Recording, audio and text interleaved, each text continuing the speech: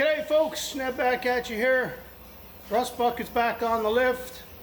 Since we did all that work on the back brakes, new rotors, calipers, pads, brake lines, the whole shebang, I decided I'm going to go ahead here and do the fronts. They're passable. I believe I showed you in an earlier video. They got half the brake material. The rotors are a little bit rough, but it drives fine. The pedal doesn't pulse or nothing. It stops just fine. But since I got it up and I want to get everything done before winter, and I don't want to have to mess with this in the future, so I'm just going to go ahead and put new rotors and pads on the front of this. The calipers are staying, so I don't have to bleed the brakes or any of that mess. One of the ball joints is a little tiny bit bad. When you grab onto the rotor, you can't move it, but with those great big 285s on, and you can kind of feel just the slightest slack in one of the ball joints. So again, this truck is for me. I'm keeping it for a few years. I don't want to have to mess with it 2 years down the road, so I'm just putting in all new ball joints while I got it up. That way I don't have to touch it again for a while. Okay, first thing we're going to rip off is that caliper. Turn your wheels to your right, let you get right in there. Should be able to get everything with an impact.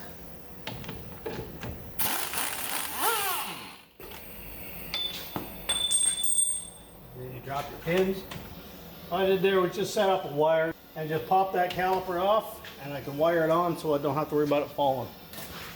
And I was saying about how these get a little rusty in here. Well, those brakes are definitely not sliding freely.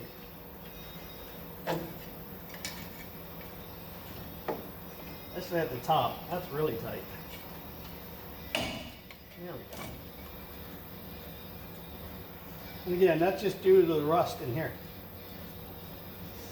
And you can see there, the reason I'm changing out the rotors, there's pretty noticeable grooves here, but I mean, there's a lot of material left. Okay, so you need a 21 for these bolts.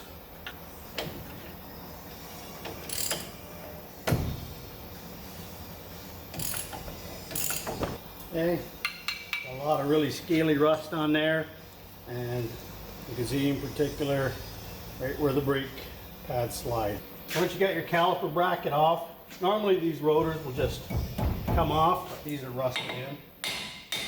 Okay, if they're really bad, there's threaded holes here and here. You can thread in a bolt and that'll push them off the backing plates. Well, a few more hits and it broke loose, so we saved ourselves having to put the bolts in. And you can see the only part of the brake here that was actually touching. Okay, so at this point we're just going to get everything off of our steering knuckles so that we can get it out of the way. So the cap has to come off so that you can get at the CV axle nut. The ABS speed sensor here, which they put on with an Allen key bolt, because that's just genius to have a bolt up like that with a hole in it so that dirt and rust can sit in there and really make it fun to get out. That'll probably break. Our flex line has a bracket here with a 10mm that holds it in, and that'll probably break. And your ABS wire just clips into the bracket here, a little plastic retainer, so we'll just get that out of the way. Here's the rust bucket!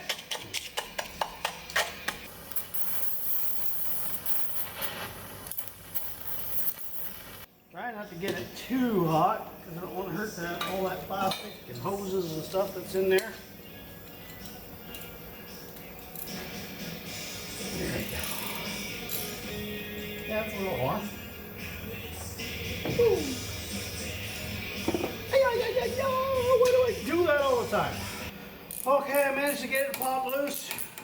Lots of hitting. I jammed a 7/32 Allen head into the hole because it's a 5mm, and there she be.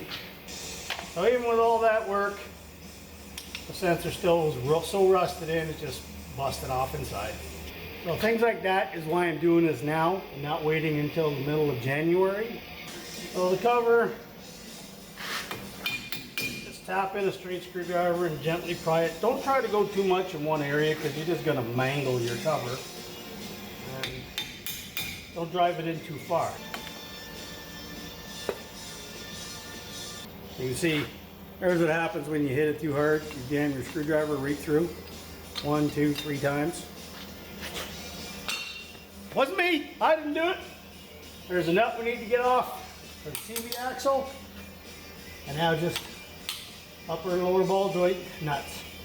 I don't have a whole pile of these big sockets in metric. I got a couple, and I don't know what it is, 30 whatever millimeters. I'm not buying a socket or going to the store to rent one. A 1 3/8 standard socket fits that, if you have one that big, of course. I'm going to use the mother of all impacts because it's 3/4.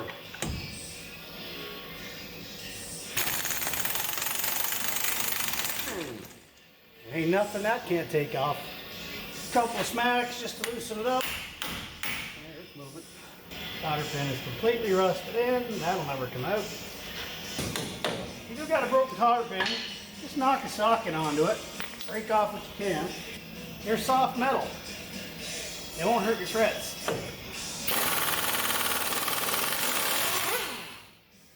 Nothing to it. Can't really get a ratchet on this. I mean, you can to start, but once the nut comes down, you'll never get your ratchet out. So, ratchet wrench to the rescue. Okay, axle is now loose. Okay, most times beating on the side of the knuckle right where the ball joint goes through distorts the metal and causes that shock wave that'll loosen that, knock it out. This one's not budging as everything else in this truck. So we'll try the 2-hammer method.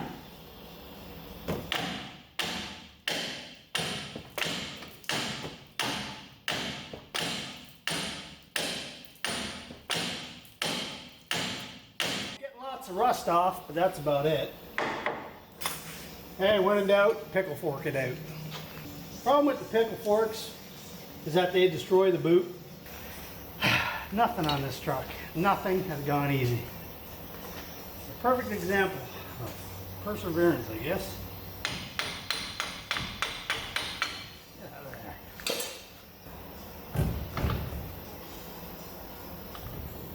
There we go. That's the reason I didn't take the tie rod end off. There's nothing wrong with it, and now it's holding up my knuckle out of the way. Now, if these have been replaced, there's going to be a snap ring right there. And you can tell they've been replaced because all of those solder pins were ridiculously big. Snap rings usually rot into place and they don't want to come out. Snap ring pliers, now that I got it loosened up. You see the damage I did to the boot with the pickle fork? There was plenty of grease in there. And that ball joints. Yeah, it sounds a little like there's sand in there. I'm sure it would have lasted a year or two, but I'm here now.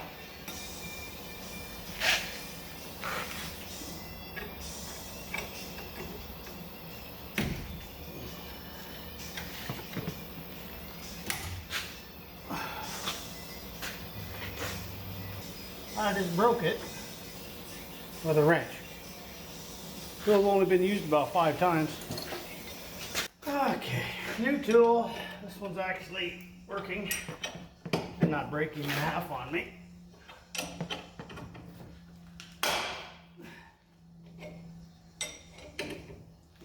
That's just the ball joint popping loose. There we go. The way a ball joint's supposed to come out. So that's really the only shaky ball joint, and you can just hear it. That's ridiculous.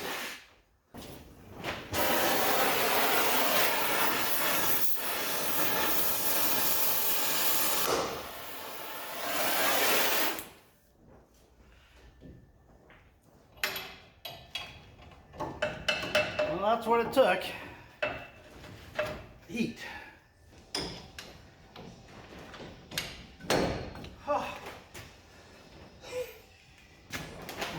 That was not fun. I think we'll let that cool down for a few seconds.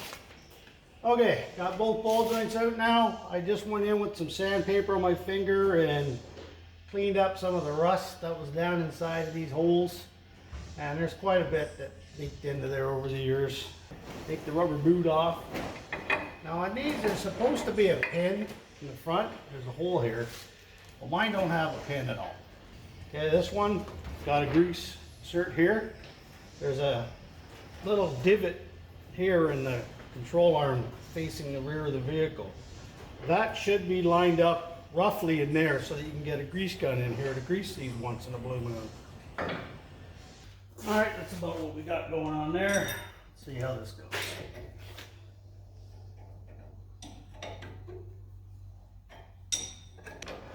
Okay, so there you go. That ball joint's in.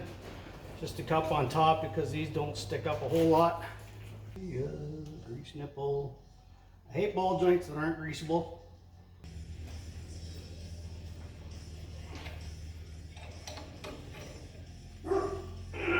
Okay, that pushes that one in. Now how to do ball joints. Put the knuckle back on. You basically got to start the CV into the wheel bearing, the hub here, all while lining up the bottom ball joint. Okay, you just got to juggle both CV axle and the bottom ball joint at the same time. Yes, I'm out of shape. Thanks for noticing. Well, once you get it up a couple inches, start your nut, and that'll hold it all in place.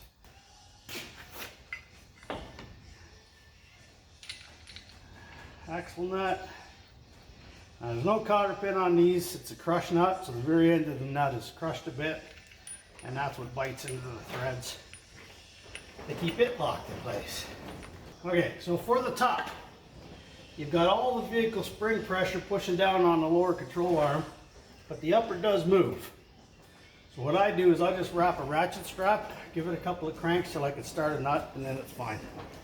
Okay, we're going to put our C-clip on before we get too far ahead of ourselves. Easy enough, and our boot just slides back into place. Just make sure it's up all the way. Once the control arm's in, it pushes it up, it squishes it all in, so it's not going anywhere. Just make sure it's on all the way. Ratchet strap will just kind of line things up. It'll self-align once it gets in there. That's about what you're looking for there. You just want it enough that you can get the nut and washer on. Okay, once you got that started, you can get rid of your ratchet strap. It's done its job.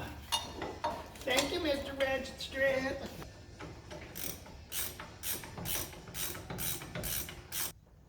Grease nipple.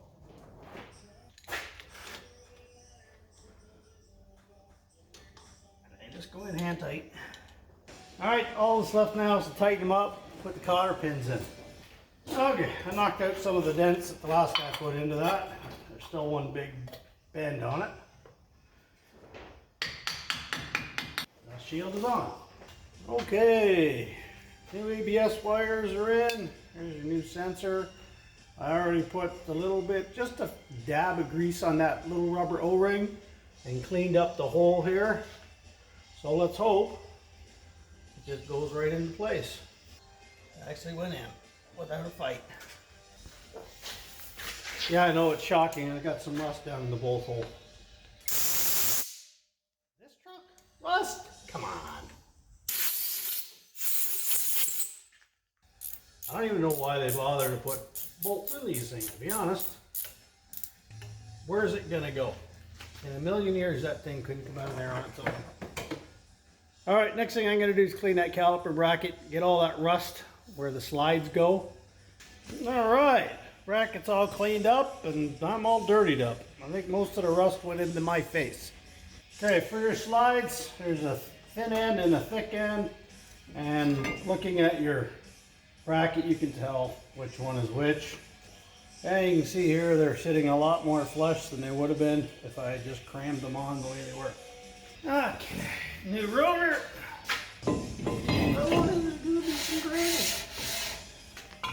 And same thing here. I'm just going to put this on loose.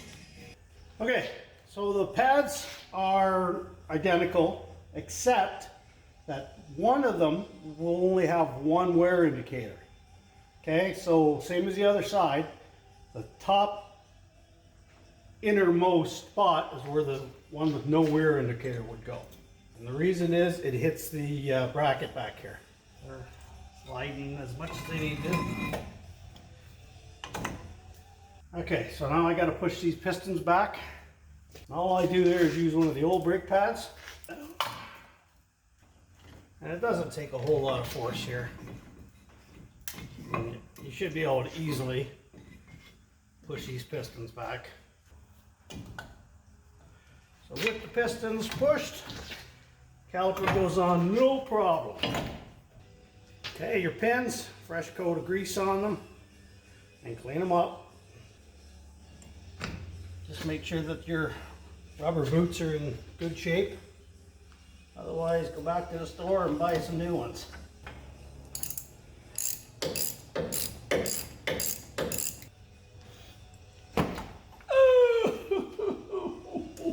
Ow!